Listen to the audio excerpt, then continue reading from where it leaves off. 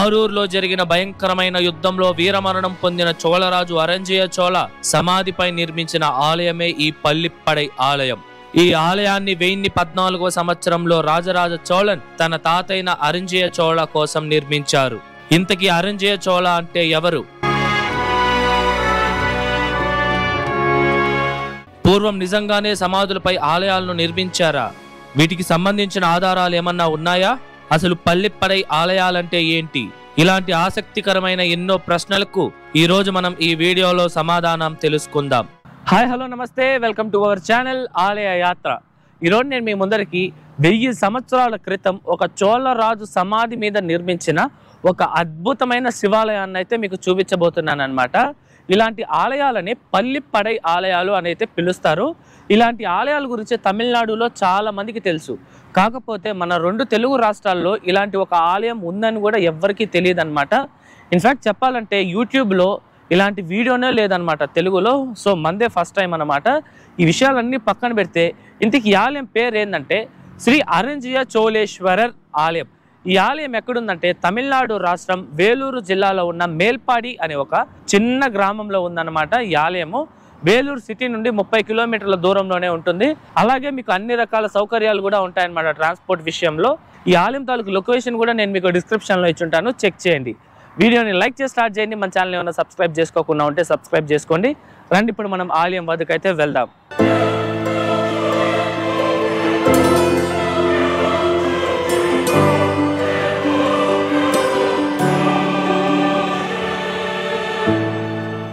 ఇదేనండి నేను మీకు చెప్పిన అరంజయ చోళ పల్లిప్పడై ఆలయము.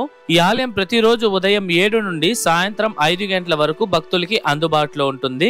మీరు ఈ టైమింగ్స్ లో వచ్చినప్పుడు టెంపుల్ ఏమన్నా క్లోజ్ లో ఉంటే ఈ ఆలయం ఎదురుగానే మనకి సోమనాథీశ్వరర్ అనే ఒక శివాలయం ఉంటుందన్నమాట.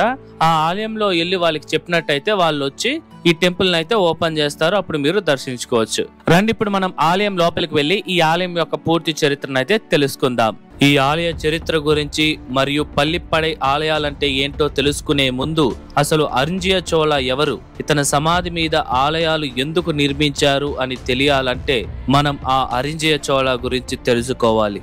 అరంజయ చోళ ఈయన చోళ సామ్రాజ్యాన్ని 1 సంవత్సరం పాటే పరిపాలించిన ఇతని గురించి చోళ వంశం ఎప్పటికీ మర్చిపోదు. ఇతని తండ్రి మొదటి పరాంతక చోళ. ఈ పరాంతక చోళ సామ్రాజ్యాన్ని 907 నుండి 953 సంవత్సరాలు అనగా దాదాపు 48 సంవత్సరాలు అజేయంగా పరిపాలించారు. తన తల్లి పేరు త్రిభువన మాదేవియార్.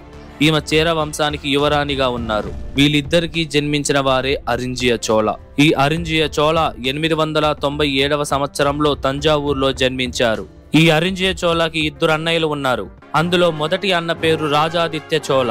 ఈయన 948వ సంవత్సరంలో చోళ సామ్రాజ్యానికి యువరాజుగా ఉండేవారు. 948 నుండి 949వ సంవత్సరంలో దక్షిణ భారతదేశంలోనే 2 పెద్ద సామ్రాజ్యాలైన చోళ మరియు రాష్ట్రకూట రాజ్యాలకు అరకోణం దగ్గరలో ఉన్న తక్కోలం అనే గ్రామంలో చాలా పెద్ద యుద్ధం జరిగింది. ఈ యుద్ధంలో ఈ రాజాదిత్య చోళనే సైనిక దళాలకు నాయకుడిగా ఉండి యుద్ధం చేశారు.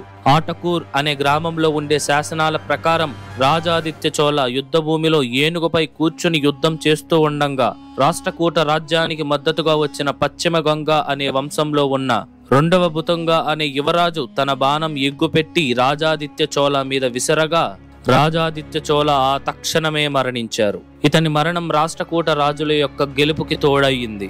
రాజాదిత్య చోళ మరణించిన 5 నుండి 6 సంవత్సరాల తరువాత అనగా 955వ సంవత్సరంలోనే తన తండ్రైన పరాంతక చోళ కూడా మరణించారు. ఆ సమయంలోనే పరాంతక చోళ 2వ కుమారుడు మరియు అరంజయ చోళ 2వ అన్నయ్య అయిన గండరాదిత్య చోళ రాజుగా పట్టాభిషేకం చేసుకున్నారు. ఇతనికి పరిపాలన మీద అంత అవగాహన కానీ యుద్ధాల మీద అంత ఆసక్తి కానీ లేదు. దానివల్ల ఇతర రాజవంశాలు చోళ రాజ్యంపై దండయాత్రలు చేసేవారు. ఈ గండరాదిత్య చోళ గొప్ప శివభక్తుడు మరియు ఇతను రచయిత కూడా. ఈయనకి పరమేశ్వరుడి మీద ఉన్న భక్తితో స్వామివారి కోసం తిరువిసయప్ప పల్లాండు అనే పద్యాన్ని కూడా రచించారు. ఈ గండరాదిత్య చోళ తన పరిపాలనలో ఎన్నో ఆలయాలను నిర్మించారు. ఈయన 955వ సంవత్సరపు చివరిలో తన వల్ల చోళ సామ్రాజ్యానికి ఎటువంటి మేలు జరగలేదని భావించి తన తమ్ముడైన అరింజే చోళకు రాజుగా పట్టాభిషేకం చేశారు. తరువాత ఆ కండరాదిత్య చోళ ఎక్కడికి వెళ్లారో, ఎలా మరణించారో కూడా ఎవ్వరికీ తెలియదు. ఇలా చోళ వంశం చాలా కింద స్థాయికి వెళ్ళినప్పుడు ఈ అరింజయ చోళ అనుకోని కారణాల వల్ల రాజు అవ్వాల్సి వచ్చింది. అరింజయ చోళ 956 నుండి 957వ సంవత్సరంలో పరిపాలించారు. అనగా కేవలం 1 సంవత్సరం మాత్రమే.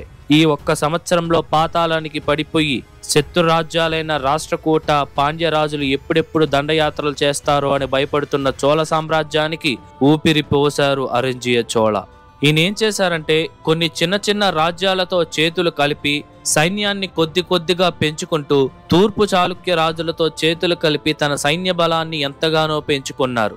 ఈ అరింజయ చోళ గొప్ప శివభక్తుడు కూడా. ఇందుచేతే ఎన్నో ఆలయాలను కూడా ఆయన నిర్మించారు. అలా కొనసాగుతున్న అరింజయ చోళ జీవితం 957వ సంవత్సరంలో ఆరూర్ అనే గ్రామంలో జరిగిన యుద్ధంలో ఆయన వీరమరణం పొందారు. అలా ఆయన మరణించిన కొన్ని సంవత్సరాల తరువాత అతని మనవడైన రాజరాజ చోళన్ చోళ సామ్రాజ్యానికి రాజుగా పట్టాభిషేకం చేసుకున్నారు.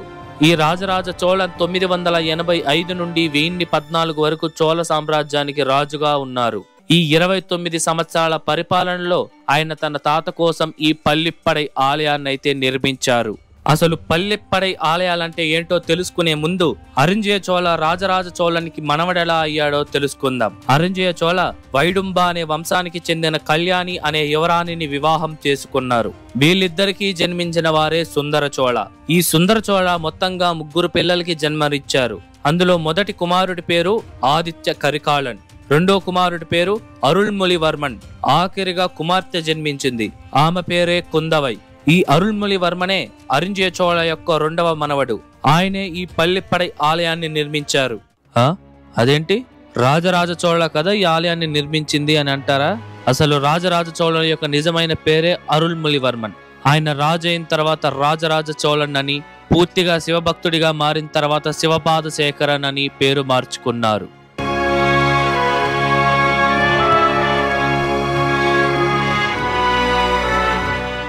ఇప్పుడు మనం పల్లిప్పడై ఆలయం అంటే ఏంటో తెలుసుకుందాం. ఒక రాజు గాని వాళ్ళ కుటుంబానికి సంబంధించిన వారు కానీ మరణించినప్పుడు వాళ్ళ శరీరాన్ని దహనం చేసిన తరువాత వచ్చే అస్థికలను ఒక కలశంలో వేసి ఆ కలశానికి ఒక గుడ్డ చుట్టి భూమిలో పూడ్చిపెట్టిన తరువాత ఆ పూడ్చిపెట్టిన ప్రదేశం పైనే ఒక శివలింగాన్ని ప్రతిష్ఠించి ఆలయాల్ని నిర్మిస్తారు. వీటినే తమిళ్లో పల్లిప్పడై అని పిలుస్తారు. వీటికి సంబంధించిన ఆధారాలు కూడా ఇప్పటికీ శాసనాల రూపంలో మనం చూడవచ్చు. ఈ పల్లిప్పడైలో మరొక విధానం కూడా ఉంది. అది ఏంటంటే, రాజుగాని వాళ్ళ కుటుంబంలో మరణించిన ఆ వ్యక్తి శరీరాన్ని కాల్చకుండా వారిని పూడ్చిపెడతారు. అలా వారి శరీరాన్ని పూడ్చిపెట్టే ముందు ఆ గుంతలో తీర్థం, ఉప్పు, మిరియాలు, తులసి, బిల్వాకులు మరియు ఇతరిత పదార్థాలను అక్కడ వేసి ఆ శరీరాన్ని ఆ గోదిలో పెట్టి పూడ్చి శివలింగాన్ని ప్రతిష్ఠించి ఆలయాన్ని నిర్మిస్తారు. ఇప్పుడు మీకు చెప్పిన ఈ 2వ పద్ధతి గురించి ఇప్పటి వరకు ఎలాంటి శాసనాలు దొరకలేదు. కానీ చాలా మంది ఆర్కియాలజిస్టులు ఇలా కూడా చేస్తారని చెప్తున్నారు. ఇలా పల్లిప్పడై ఆలయాలను నిర్మించాలంటే వాళ్ళు కేవలం రాజుగాని రాజ కుటుంబానికి సంబంధించిన వాళ్ళు అయ్యుంటే సరిపోదు. వాళ్ళు శివుడిని ఆరాధించి శివదీక్షని తీసుకుని ఉన్న వాళ్ళు అయ్యుండాలి. ఇప్పుడు మీకు పల్లిప్పడై అంటే ఏంటో పూర్తిగా అర్థమైందని అనుకుంటున్నా. ఇలాంటి పల్లిప్పడై ఆలయాలను మన దేశానికి పరిచయం చేసిందే చోళరాజులు. ఇలాంటి పల్లిప్పడై ఆలయాలు ఎక్కడున్నా ఏమున్నాయో తెలుసుకుందాం. మొదటిది ఈ మేల్పాడిలో ఉన్న అరింజయ చోళ పల్లిప్పడై అయితే, రెండవది తమిళనాడులో ఉన్న ఉడయాలూరులో రాజరాజ చోళన్కి ఒక పల్లిప్పడై ఉంది. కానీ ఈ పల్లిప్పడై ఆయనదే అని ఎటువంటి ఆధారాలు ఇప్పటి వరకు దొరకలేదు. మూడవది రాజరాజ చోళన్ భార్య అయిన పంచవన్ మాదేవికి కూడా పల్లిప్పడై ఉంది. ఇది తంజావూరులోని పేటేశ్వరర్ అనే గ్రామంలో ఉంది. నాలుగవది పాండ్యరాజైన సుందర పాండ్యానికి పల్లిప్పడై తమిళనాడులోని తురచూలి అనే గ్రామంలో ఉంది. ఇది పాండ్యరాజులకు ఉన్న ఏకైక పల్లిప్పడై ఆలయం. ఇవే కాకుండా మరికొన్ని పల్లిప్పడై ఆలయాలు కూడా ఉన్నాయి. సాధారణంగా ఈ పల్లిప్పడై ఆలయాలన్నీ నది లేదా చెరువుకు అతి సమీపంలో నిర్మిస్తారు. ఆ తోవలోనే ఈ ఆలయం కూడా పొన్నై లేదా నీవా అని పిలువబడే ఒక నదికి సమీపంలో ఉంటుంది. సరే, ఇప్పుడు మనం ఆలయం లోపలికి వెళ్ళి మిగతా విషయాలన్నీ తెలుసుకుందాం. మీరు చూడవచ్చు ఈ ఆలయం ఎంత అద్భుతంగా ఉందో. పూర్వం ఈ ఆలయాన్ని అరింజయేశ్వరర్ మరియు అరింజియ చోళేశ్వరర్ అని పిలిచేవారు. ప్రస్తుతం చోళేశ్వరర్ ఆలయం అని పిలుస్తున్నారు. కానీ అందరికీ ఈ ఆలయం అరింజియ చోళ పల్లిపడైగా పిలిస్తేనే గుర్తించబడతారు. ఇప్పుడు మనం మందిరం చుట్టూ ఉన్న దేవదేవతలను ఒక్కొక్కరుగా దర్శించుకుందాం రండి. మొదట మనకి వినాయక స్వామి వారి విగ్రహం ఉండాలి. కానీ స్వామివారి విగ్రహం అయితే ఇక్కడ లేదు. పక్కనే మనకి దక్షిణామూర్తి స్వామివారు దర్శనమిస్తారు. ఇక్కడ మీరు చూడొచ్చు, స్వామివారి వెనకాల ఉన్న ఆ చెట్టును కూడా ఎంత అద్భుతంగా చెక్కారో. ప్రతి చిన్న డీటెయిలింగ్స్ కూడా వదలకుండా చాలా అద్భుతంగా చెక్కారు. మీరు చూసినట్లయితే స్వామివారి కాళ్ల భాగం కొంతవరకు డ్యామేజ్ అయ్యింది. ఇది 1604 నుండి 1646 సంవత్సర కాలంలో ముఘల్ రాజులు సోమనాథీశ్వరర్ ఆలయంతో పాటు ఈ ఆలయం మీద కూడా దండయాత్ర చేశారు. ఆ సమయంలో ఈ ఆలయంలోని కొన్ని శిల్పాలు శిథిలమయ్యింది.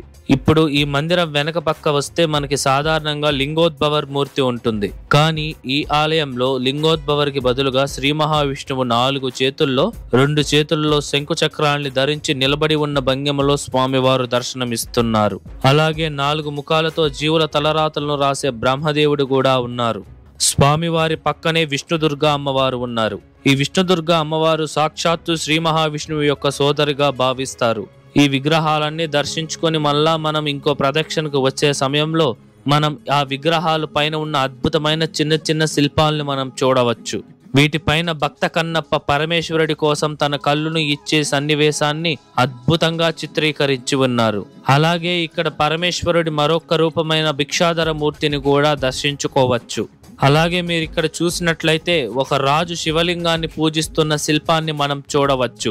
ఆ రాజు ఎవరో కాదు, సాక్షాత్తు రాజరాజ చోళన్. స్వామివారిని ఎంతో భక్తి శ్రద్ధలతో పూజిస్తున్నారు. మీకు ఒక డౌట్ రావచ్చు, ఇది నిజంగానే పల్లిపడై ఆలయమేనా? దీనికి సంబంధించిన ఆధారాలు ఏమన్నా ఉన్నాయా అని. మీరు చూసినట్లయితే ఈ ఆలయ గోడల పైన ఉన్న శాసనాలలో ఇది పల్లిపడై ఆలయమే అని అప్పట్లో రాజరాజ చోళన్ క్లియర్ గా చెక్కించారు. ఇక్కడ 1000 సంవత్సరాల నాటి తమిళ శాసనంలో ఏమి వ్రాసిందో చూడండి. ఆటూర్ తుంజియ దేవనకు ఉదయార్ శ్రీ రాజరాజన్ ఎడిపిట్ట కట్రలి అని రాసింది. వీటిని పూర్తిగా తెలుగులో చెప్తే అరింజియ చోళకు ప్రభు శ్రీ రాజరాజ చోళన్ నిర్మించిన కట్టడం అని అర్థం వస్తుంది. ఈ ఆలయంలో ఉన్న శాసనమే మనకి చెప్తోంది ఇది పల్లిపడై ఆలయమని, మరియు ఈ ఆలయాన్ని రాజరాజ చోళన్ తన తాతయ్య కోసం నిర్మించారని కూడా చెప్తోంది.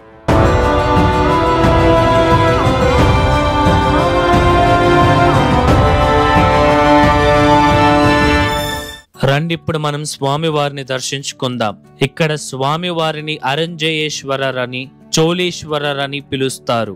ఈ శివలింగాన్ని రాజరాజ చోళన్ ప్రతిష్ఠించి పూజలు చేశారు. ఈ శివలింగం 3 నుండి 4 అడుగులు ఎత్తైతే ఉంటుంది. అది కూడా బ్రహ్మసూత్రలింగం. అతి ముఖ్యంగా ప్రదోష కాలం, శివరాత్రి మరియు మాస శివరాత్రుల్లో పూజలనైతే ఘనంగా నిర్వహిస్తారు.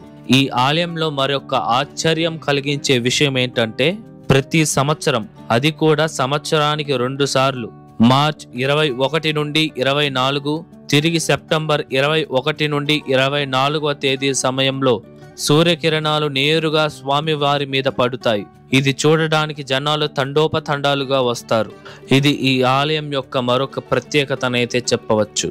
కరెక్ట్ గా ఈ చోళీశ్వరర్ స్వామివారి లింగం కిందే వీరమరణం పొందిన అరంజయ చోళ యొక్క సమాధి ఉంది. ఇప్పుడు నేను ఎక్కడైతే నిలబడుకొని ఉన్నానో అదే ప్రదేశంలో రాజరాజ చోళన్ కూర్చొని స్వామివారిని పూజించారు.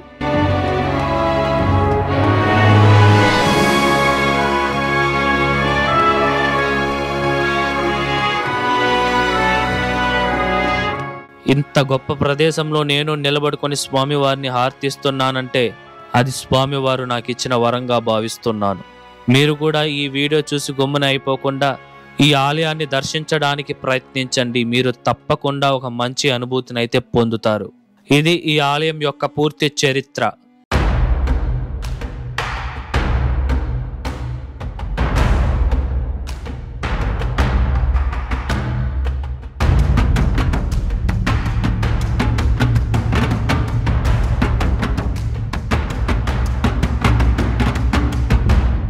ఇదండి ఇవాళ వీడియో ఎలా ఉంది? నచ్చిందా? ఐ హోప్ ఈ ఆలయం తాలూకా పూర్తి చరిత్ర మీకు అర్థమయ్యేలా నేను చెప్పాను అనుకుంటున్నాను. మీకు ఎటువంటి డౌట్స్ ఉన్నా సరే నాకు మర్చిపోకుండా కామెంట్స్లో తెలియజేయండి, నేను మీకు పక్కా రిప్లై ఇస్తాను. అలాగే ఈ వీడియోకి ముందు మన ఛానల్లో ఇప్పుడు మనం చూసిన ఈ అరంజియా చోళేశ్వరర్ ఆలయానికి ఎదురుగానే ఉన్న శ్రీ సోమనాథీశ్వరర్ అని 1000 సంవత్సరాల క్రితం నాటి ఆలయం కూడా ఉందన్నమాట. ఆ వీడియో తాలూకు లింక్ కూడా నేను మీకు డిస్క్రిప్షన్లో ఇచ్చుంటాను, చెక్ చేయండి.